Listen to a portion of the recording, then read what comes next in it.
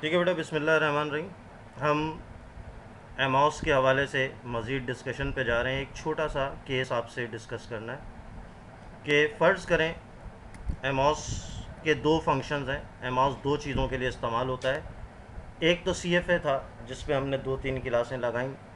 कुछ चीज़ें हमने डिस्कस की कि CFA किस तरह से बनाया जाता है, फैक्टर्स किस तरह से बनाए जाते हैं, और उसको बनाने के दोनों तरीके हमने देखे कि मैनुअल अगर बनाना हो तो कैसे बनाएंगे, और अगर हम EFA रन कर लें तो उसके फैक्टर, रोटेटेड फैक्टर मैट्रिक्स के ज़रिए हम किस तरह से CFA बना सकते हैं। आज हम बात करने जा रहे हैं सैम के हवाले से। Sam stands for structure equation modelling. आपको स्क्रीन पे नज़र आ रहा होगा, मैंने एक प्रॉब्लम क्रिएट किया है। ये जो डेटा फाइल मैंने आप लोगों से शेयर की है, bp.sav, BP का डेटा है इसमें। और इस डेटा को देखते हुए मैंने, देखें, आप जब अपना थीसिस में प्रपोज़ल देते हैं तो आपको एक मॉडल फ्रेमवर्क बना के देना पड़ता है कि यानी कि आपके रिसर्च में आपके ऑब्जेक्टिव के हिसाब से वेरिएबल्स का क्या हिसाब किताब है, क्या लिंक है, किस तरह से वो वेरिएबल्स एक दूसरे के साथ कनेक्ट हो रहे हैं। ठीक है बेटा, बात समझ में आ रही है? आवाज़ क्लियर है? मेरी बातें समझ में आ रही हैं आप लोगों को जो मैं बात कर रहा हूँ? ठीक, ओके। अब हम बात करने जा रहे हैं सैम के लिए स्ट्रक्चर इक्वेशन मॉडलिंग की। स्ट्रक्चर इक्वेशन मॉडलिंग में हम, ओके सलमान बेटा, आप लोग इस सेशन के अंदर अपने आप को खुद अनम्यूट करके सवाल करके और जवाब ले सकते हैं। मैं चार्ट पे जाऊंगा, फिर आऊँगा, ढूंढना पड़ता है। तो लिहाजा जिसने जो सवाल करना है वो अपने आप को अनम्यूट करे, सवाल करे, और अपने आप को म्यूट कर ले, मैं जवाब दे दूंगा। ठीक है? अच्छा, अब सैम क्या होता है? Structure equation modelling basically regression की एक कॉम्प्लेक्स फॉर्म। आम तौर पर हम जब रेग्रेशन रन करते हैं तो हमारे पास एक डिपेंडेंट वेरिएबल होता है और बाकी सारे इंडिपेंडेंट वेरिएबल्स होते हैं। यहाँ पर आप देख रहे हैं कि मैंने जो मॉडल बनाया है ये मल्टी स्टेप रेग्रेशन है। इसमें इस डायग्राम के ज़रिए हमें पता लग रहा है कि एज और सेक्स का इफ़ेक्ट हाइट पे पड़ रहा है, डायग्राम से एरोज जो बता रहे हैं, और रेस और मेडिसिन का इफ़ेक्ट पड़ता है स्मोक पर। इसमें मैं एक चीज़ और ऐड कर लेता हूँ। ठीक है, एक एरो मैं और ऐड करने जा रहा हूँ जो कि मेरे जहन में था लेकिन मैंने नहीं बनाया। ये आप मॉडल, आपका हाइपोथेटिकल मॉडल होता है, आपकी रिसर्च का जो भी ऑब्जेक्टिव होता है आप उसके हिसाब से इसको बना सकते हैं। ठीक है, जेंडर, रेस और मेडिसिन ये स्मोक पर इफ़ेक्ट कर रहे हैं, जबकि स्मोक और हाइट दोनों मिलकर वेट को इफ़ेक्ट कर रहे हैं, जबकि स्मोक और वेट जो है ये हार्ट रेट को इफ़ेक्ट कर रहा है। हाँ बेटा, ये मॉडल समझ में आता है? वो मैं अभी मैं बताऊंगा कि मीडिएटर क्या होता है, मॉडरेटर क्या होता है। अभी तो मैं इस मॉडल को समझा रहा हूँ। जब मैं इसको बनाऊंगा तो फिर बताऊंगा कि इसमें से कौन सी चीज़ मीडिएटर है, कौन सी चीज़ मॉडरेटर है, मीडिएशन की डेफिनेशन क्या होती है, मॉडरेटर की डेफिनेशन क्या होती है। अभी ये सारी बातें आनी है आगे। I am just starting with the basics. ठीक है जी। फातिमा तारिक बेटा, आप भी मुझे सवाल कर लो अगर अपना स्पीकर, अपना माइक खोल के, तो मुझे ज़रा आसानी से हो जाए। क्या रिपीट करूं बेटा? चलो मैं आगे चल रहा हूँ। ठीक है, हमारे पास इस मॉडल के अंदर अगर आप गौर करें तो 4 और 3 7 और 1 8 वेरिएबल्स हैं, जिनमें से 4 वेरिएबल्स जो हैं वो बेसिकली इंडिपेंडेंट वेरिएबल्स हैं, 4। और 4 वेरिएबल्स जो हैं वो डिपेंडेंट हैं फॉर समवन। ऐसन, आवाज़ नहीं आ रही बेटा? अब आ रही है ऐसन?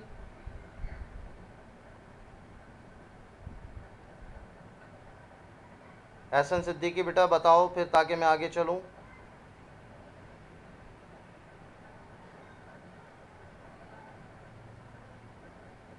एहसन,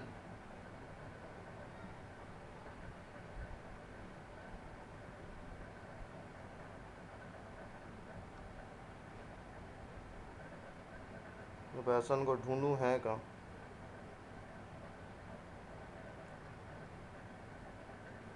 एहसन, आपने अपने आप को आपके पास आपने कंप्यूटर ऑडियो से ज्वाइन नहीं किया हुआ मेरे ख्याल से ना, ये मसला होगा।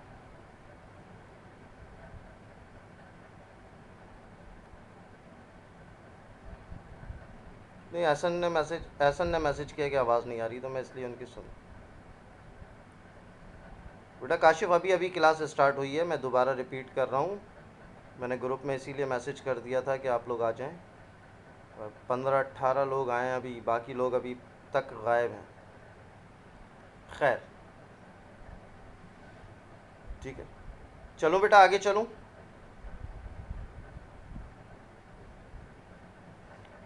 मैं रिपीट करूँगा बेटा, जब तक आप लोग ये नहीं कहोगे कि यहाँ तक मामला क्लियर हो गया तो फिर मैं आगे नहीं चलूँगा। ठीक है, ठीक है।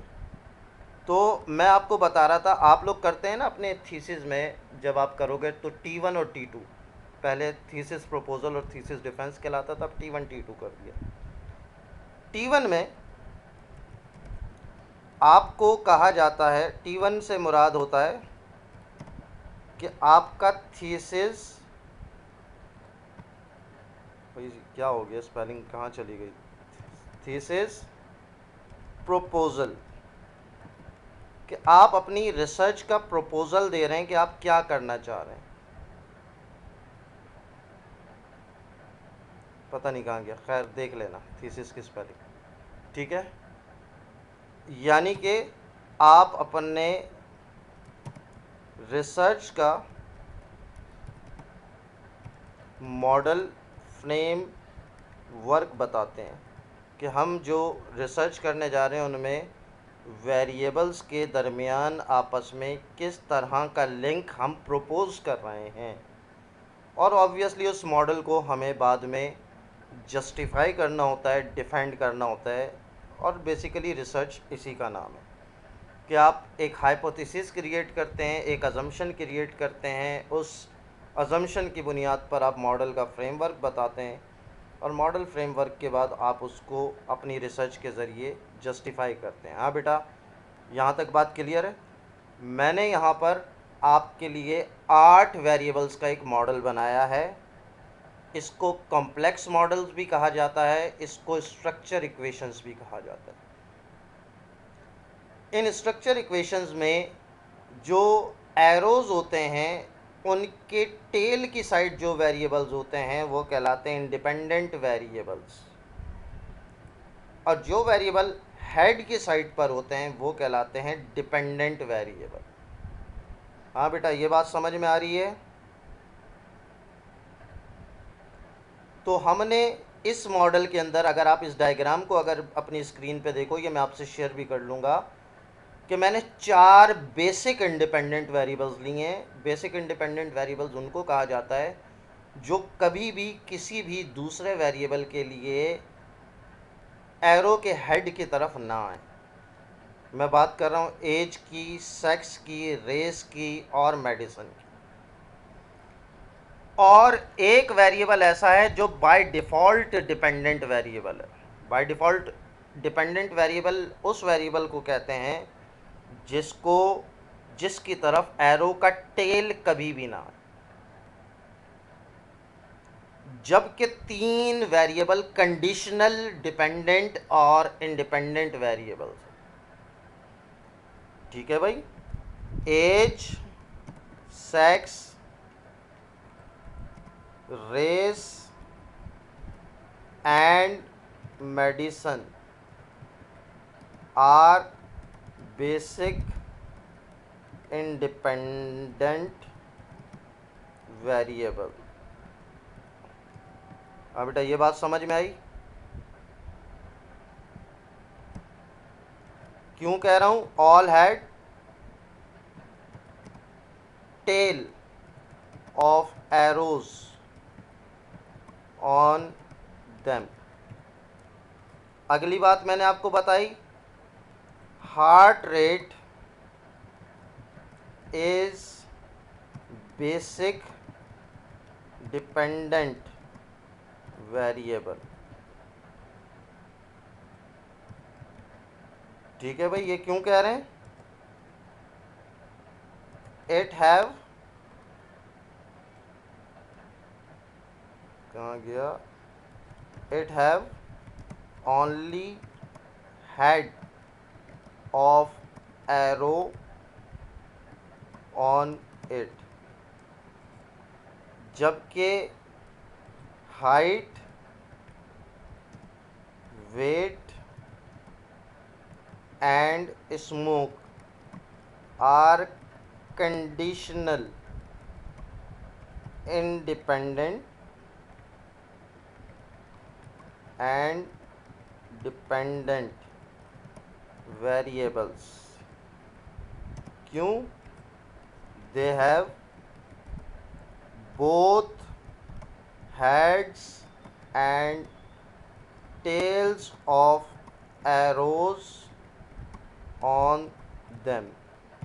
हाँ बेटा, यहाँ तक बात समझ में आ गई कि वेरिएबल्स को नाम कैसे दे रहे हैं। अभी वो मीडिएटर, मॉडरेटर और मीडिएशन वगैरह की बातें आगे की बातें, यहाँ तक की बात क्लियर है? ये आपका प्रपोज़ल होगा। अब इस प्रपोज़ल के बुनियाद पर, रहमान बेटा क्यों नहीं आ रही वीडियो आपके पास? स्क्रीन नज़र आ रही है बेटा? बाकी लोगों को नज़र आ रही है? तो ये रहमान क्यों कंप्लेन कर रहे हैं कि वीडियो नहीं आ रही? हाँ हाँ बेटा, हाँ हाँ, रिकॉर्ड हो रही है, रिकॉर्ड हो रही है, रिकॉर्ड हो रही है। तुम लोग सीखने से ज़्यादा ना इस पे जाते हो कि हमें मिलेगी कि नहीं मिलेगी। सही है? तुम लोगों की यही परेशानी है ना। देखो, मैंने तुम्हें बार बार तुम लोगों से क्लास में भी एक बात कह रहा था, चीज़ों को सीखने की कोशिश करो, पढ़ने की नहीं। मैं इस लॉकडाउन में भी आयरलैंड और कनाडा और अमेरिका के ऑनलाइन जो है ना प्रॉब्लम सॉल्व कर करके दे रहा हूँ। अभी कल मैंने जो एक प्रोजेक्ट करके, यानी कि बेसिकली प्रोजेक्ट क्या था, वो स्टैट्स के सवालात थे, प्योर स्टैट्स के। ठीक है, मैंने एक सवाल के $500 लिए हैं सवाल सॉल्व करके देने के। समझ में आ रही है बात? तो चीज़ों को सीखने की, कॉन्सेप्ट लेने की कोशिश करो। हर चीज़ प्रोवाइड करना मेरी जिम्मेदारी है। ये तुम्हारी परेशानी की ज़रूरत ही नहीं है कि वीडियो मिलेगी नहीं मिलेगी। तो बातें जो मैं कर रहा हूँ वो बातें समझ में आ रही हैं नहीं आ रही? जहाँ पे नहीं आ रही वहाँ स्टॉप करो। हाँ बेटा, चलें चलें। ओके, अब मैं इस पे एमॉस पे काम करने जा रहा हूँ। ठीक है, मैं एमॉस पर ये मॉडल बनाऊंगा और यहाँ पे मैंने आपके सामने लिख दिया कि अभी हम एमॉस के सैम के केस 1 पर हैं, यानी कि हम उस प्रॉब्लम के लिए काम कर रहे हैं जहाँ पे हमारे पास सारे वेरिएबल्स मौजूद हैं। मैं एमॉस खोलकर एक नई शीट खोली और अब मैं इस ब्लैंक शीट के ऊपर वो डायग्राम बनाऊंगा जो मेरे पास वर्ड पर थी। शुरू करें भाई। सबसे पहले आप अपनी डेटा फाइल को कनेक्ट कर लेंगे। फाइल बिल्कुल उसी तरह कनेक्ट होगी जैसे CFA में की थी। F में गए, teaching material, all. Ehsan Siddiqui बेटा बोल लो अपना माइक खोल के।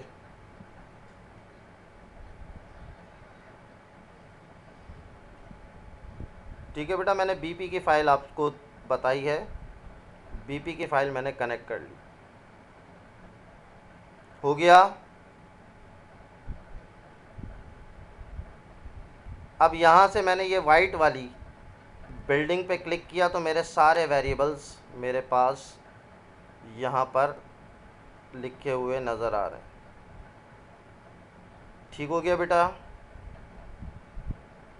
मुझे अब इस मॉडल के हिसाब से जो मैंने अपनी वर्ड की फ़ाइल में बनाया लेता जा रहा हूँ। एज, जी बोलो।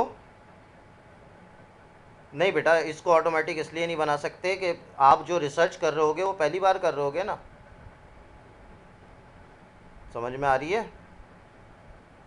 सबसे पहले एज ले ली, सेक्स ले लिया और रेस है मेरे पास, और मेडिसन का ये MEDS।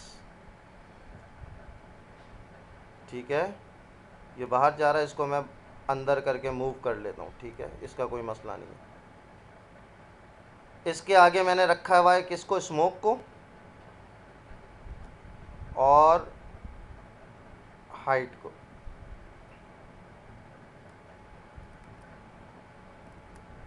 फिर इससे आगे रखना है मैंने वेट को, और आखिर में मैंने रखा है हार्ट रेट को। ये सारे वेरिएबल्स मैंने उठाकर अपने पास डायग्राम के अंदर फिट कर लिए। यहाँ तक कोई मसला? ठीक है, मैं एक बार फिर कह रहा हूँ, ये हार्ट रेट वाला वेरिएबल मैंने गलत ले लिया है, इसको करते हैं डिलीट। ये हार्ट रेट वाला जो मैं वेरिएबल ले रहा हूँ बेटा, ये है HRMA, heart rate mental arithmetic. ठीक है, वो वेरिएबल मेरे से सेलेक्ट गलत हो गया था। ये आ गया, सारे वेरिएबल्स आ गए। इनको आप अपने हिसाब से एडजस्ट करना जानते हैं। ये बस उठाई और इसको आप आगे पीछे दाएं बाएं जैसे करना चाहें आप कर सकते हैं। ठीक है, ये स्मोक आ गया, ये वेट आ गया। अब जगह कम है तो ऊपर नीचे दाएं बाएं अगर कोई हो तो कोई मसले परेशानी की बात नहीं है। ठीक है, यहाँ तक मसला हल हो गया। अब आपको एरोस कनेक्ट करने जिस तरह से वहाँ पे हुए हैं। सिंगल एरो उठाया, एज और सेक्स से मैंने कहा था कि हाइट को कनेक्ट करना है, रेस से और सेक्स से और मेडिसन से स्मोक को कनेक्ट किया। स्मोक से मैंने वेट को कनेक्ट किया, हाइट से मैंने स्मोक को कनेक्ट किया। ठीक हो गया भाई। और उसके बाद मैंने स्मोक से और वेट से हार्ट रेट को कनेक्ट करना है। कनेक्शन हो गए भाई, यहाँ तक मसला हल है। तो किसी भी किस्म का मॉडल आपके सामने अगर वर्ड पर या डायग्राम आपके सामने आ जाए तो आप उसको देखकर इस पे बना सकते हो। ठीक हो गया। अब अगला काम, ये तो डायग्राम थी बेटा जो आपके मॉडल की प्रपोजल था। अब एमॉस की कुछ रिक्वायरमेंट है। एमॉस की रिक्वायरमेंट क्या है कि वो सारे के सारे वेरिएबल्स जिनकी तरफ एक भी एरो का हेड आ रहा है उस पर आपको एरर लगाना है। अब एरर कैसे लगाना है ये देखो। मसलन हाइट पे आ रहे हैं एरो, हाइट के पास जाकर मैं एक सर्किल बना दूंगा ऊपर या नीचे कहीं भी दाएं या बाएं, और इसको भी उस वेरिएबल से कनेक्ट कर देंगे, ये लाजमी है। और इस एरो पे डबल क्लिक करके पैरामीटर में जाकर आपको 1 लिखना है। हाँ भाई, समझ में आया कुछ? अब ये सिर्फ हाइट के ऊपर थोड़ी एरो आ रहे हैं, स्मोक पे भी आ रहे हैं। जिस भी वेरिएबल के ऊपर एरो का हेड आ रहा होगा उन वेरिएबल्स के ऊपर आपको एरर्स लगाने पड़ेंगे। एरर लगाने का तरीक़ाकार के एक छोटा सा सर्किल बनाते हैं और उसको सिंगल साइडेड एरो से कनेक्ट कर देते हैं। और याद रखिएगा इसमें एरो का हेड हमेशा रेक्टेंगल की तरफ होगा। सही हो गया। यही काम मैं स्मोक के साथ भी करूंगा। अच्छा, इसको जगह का मसला नहीं है, जगह का इशू नहीं है कि आप दाएं बनाएं या बाएं बनाएं, ऊपर बनाएं कि नीचे बनाएं। तरीक़ेकार जो मैं आपको स्पेसिफिकेशन बता रहा हूँ उनको ख्याल में रखिएगा। फिर इस एरो पे डबल क्लिक किया, 1 लगा दिया। एरर जो आप बना रहे हैं उनके एरोज़ के ऊपर 1 होना चाहिए, बाकी एरोज़ के ऊपर आपको कुछ डालने की ज़रूरत नहीं है। ऐसा ही एक एरर वेट के लिए भी बनेगा, और इसको भी कनेक्ट कर दिया,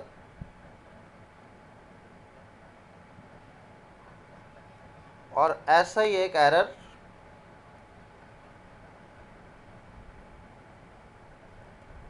आपको हार्ट रेट पे भी बनाना पड़ेगा।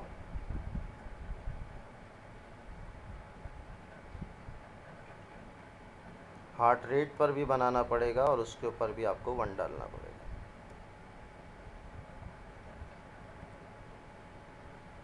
ठीक है भाई, यहाँ तक मामला हल है, यहाँ तक बात हो गई। अब ये जो सर्किल बना है, मैं तो इनको कह रहा हूँ एरर, तो एरर्स को नाम कैसे देते हैं याद है पिछली क्लास में? प्लगइन में जाकर, हाँ, नेम अनऑब्जर्व्ड वेरिएबल्स पे जैसे ही क्लिक किया तो देखें इन सर्किल्स के अंदर नाम आ गए। कौन से 4 बेटा? मैंने आपसे क्या कहा था? मैंने इसीलिए यहाँ देखो, इधर पढ़ो, चौथी लाइन, ये सारे इंडिपेंडेंट वेरिएबल्स हैं, ठीक है? इंडिपेंडेंट वेरिएबल्स पे एरर नहीं लगाना। डिपेंडेंट कौन कौन से? एक हार्ट रेट लगा दिया हमने इस पे। डिपेंडेंट कौन सा? हाइट लगा दिया, वेट लगा दिया, स्मोक पर लगा दिया। तो जो डिपेंडेंट होते हैं, चाहे कोर डिपेंडेंट हो, बेसिक डिपेंडेंट वेरिएबल हो या कंडीशनल हो, उन पर एरर लगाना है। समझ में आ रही है बात?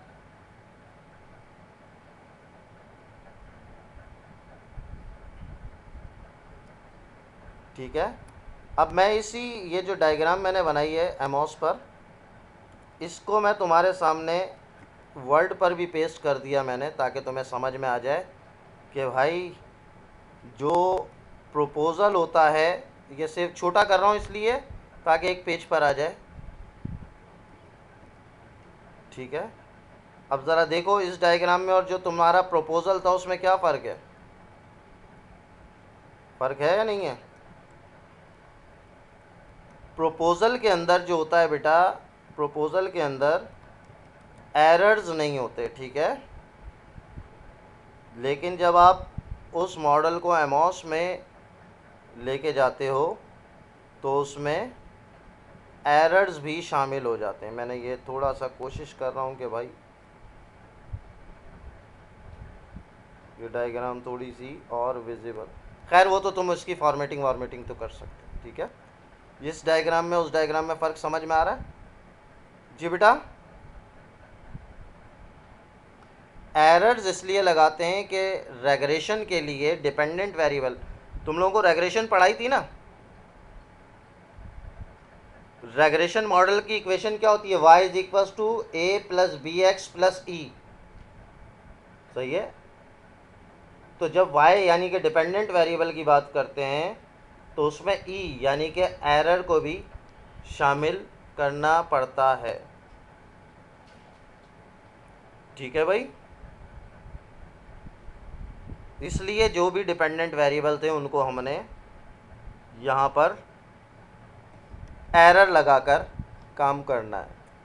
अगर एरर लगाना भूल गए तो एरर दे देगा भाई एमओस, और एमओस ने एरर दे दिया तो फिर ज़िंदगी मुश्किल हो जाती। यहाँ तक आखिरी स्टेप कर लूँ भाई। अब यहाँ से मैं सिंगल वाली उंगली जो है वो ले रहा हूँ, और इसमें आप देखें मैं ये जो बेसिक इंडिपेंडेंट वेरिएबल्स हैं इनको सेलेक्ट कर रहा हूँ। जो बिल्कुल लेफ़्ट पर मेरे वेरिएबल्स थे जिनके ऊपर एरर नहीं लगा, जिनका आप सवाल कर रहे थे, ठीक है? इनको सेलेक्ट करके ड्रॉ कोवेरियंसेस, देख रहे हैं आप कोवेरियंस, वो जो एरो बनाते थे डबल साइडेड एरो, बन गए। इन चारों को सेलेक्ट करके, इन चारों को एक एक करके सेलेक्ट करेंगे और उसके बाद प्लगइन में जाकर ड्रॉ कोवेरियंसेस, ठीक है भाई? अब आपका मॉडल जो है वो चलने के लिए तैयार हो गया। यह है असल में वो मॉडल जो आपने प्रपोज किया था अपने रिसर्च के लिए। इसमें कोवेरिएंसेस नहीं थे, अब मैंने कोवेरिएंसेस भी डाल दिए। कहाँ गई भाई डायग्राम? अच्छा, D select all, edit, copy to clipboard, इसको हटाया और अब आ गया। ठीक है, तो आप ये देख रहे हैं, ये है असल में आपका प्रपोज मॉडल जो कि एमओस पे चलने के लिए तैयार। आपको बताया था कि इसको सेव ज़रूर करना है, तो मैं इसको सेव कर लेता हूँ। ये हम अभी बेसिक सैम कर रहे हैं, बेसिक सैम के नाम से मैंने इसको सेव कर लिया। एहसन सिद्दीकी बेटा, रेज हैंड करने के बजाय आप सवाल कर लो।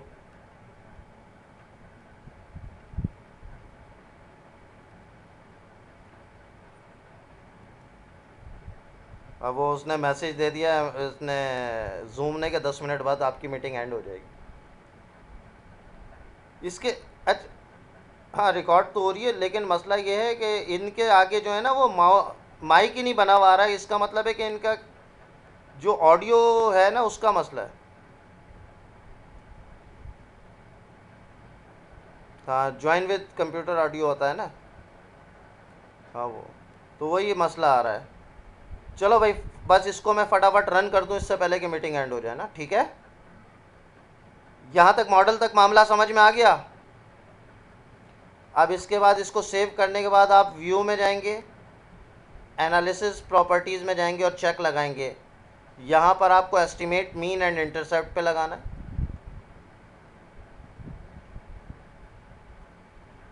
ये तो CFA में भी लगाते थे। आउटपुट में जाएंगे, standardise estimate, squared multiple correlations, indirect, direct and total effects, और test for normality and outliers. एक चेक लगा हुआ था, 4 हमने और लगा दिए यहाँ पर। ठीक हो गया बेटा?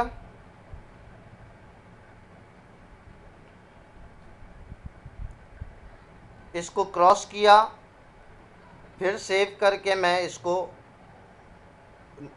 मॉडिफिकेशन इंडेक्सेस पे इसमें नहीं लगाना चाहिए। ये देखें जी, आपका डिफ़ॉल्ट मॉडल ओके आ गया। देखो, जब हम प्रपोज मॉडल देते हैं ना तो फिर हमारे पास उसमें मॉडिफिकेशन की गुंजाइश नहीं होती। सही है, ठीक हो गया। अब ये तुम्हारा मॉडल रन हो गया। उसी तरह से जाकर आप इसके रिज़ल्ट्स को पढ़ सकते हैं, मॉडल फिट में चीज़ें देख सकते हैं। हमारे पास सी मिन divide by D F good, P तो मैंने आपको बताया था कि बहुत रेयर होता है कि आपके पास अच्छा हो जाए। C F I good, T L I is not good, P ratio is good, P C F I is not good. जी बेटा, नहीं इसमें मॉडिफिकेशन नहीं करनी, इसमें सिर्फ इंटरप्रिटेशन करनी है आप।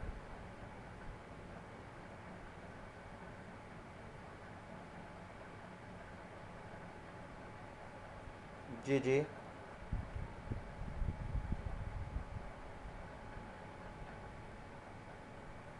सही है, कर सकते हैं।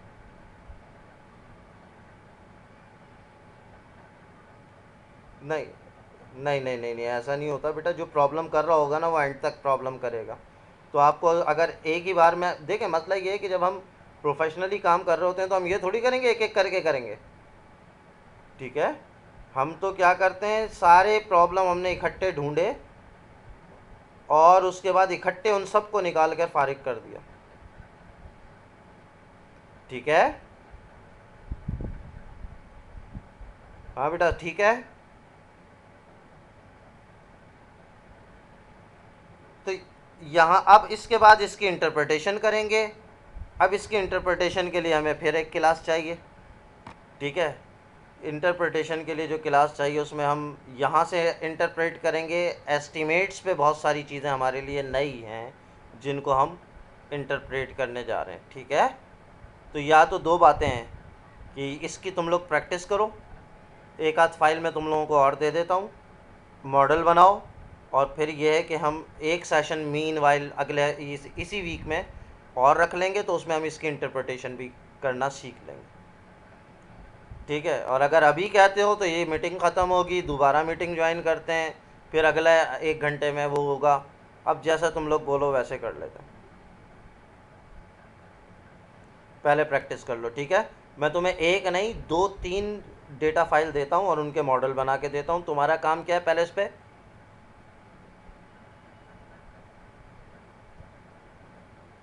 मैं डेटा फाइल भी दूंगा और आपको मॉडल भी बना के दूंगा कि ये मॉडल बनाना, ठीक हो गया। बस बेटा, बस हम फिर करते हैं इस मीटिंग एंड, और इसके बाद इंशाल्लाह मैं आपको 2-3 थोड़ी देर के अंदर जो है वो 2-1 फाइलें और उसका मॉडल बनाकर, हाँ हाँ बेटा, ये फाइल भी आपको मिल जाएगी जो मैंने लिखा है, ये भी मिल जाएगी। और इसी के अंदर मैं नीचे 2 और एग्जांपल्स बना के दूंगा जिसके अंदर आपको और बन जाएगा कि अब ये बनाओ और ये बनाओ। 2 दे रहा हूँ मैं, ठीक है, ताकि तुम्हारी प्रैक्टिस हो जाए, ठीक है। तो ये सैम मुश्किल तो नहीं लग रहा? अब इसकी इंटरप्रिटेशन में अभी जब मैं टेक्निकलिटीज़ डालूंगा ना, वो जो मैं आपको बता 2 लफ्ज़ इस्तेमाल कर रहा हूँ, moderation, mediation, direct effect, indirect effect, ठीक है, सिग्निफिकेंट इफ़ेक्ट, ये सारे जब टर्म्स आएंगी तो फिर वो थोड़ा सा टेक्निकल हो जाता है, लेकिन मुश्किल नहीं है। फिर मैं कह रहा हूँ मुश्किल नहीं है। जब समझ में आती हैं चीज़ें तो कोई मुश्किल नहीं होती, जब समझ में नहीं आती तो छोटी छोटी चीज़ें भी मुश्किल लगती हैं, ठीक है। डेटा फाइल इसकी मैंने भेज दी, अगले जो मैं बना रहा हूँ उसकी मैं डेटा फाइल भी आप लोगों को भेजता हूँ, ठीक है। अभी आज आपका काम सिर्फ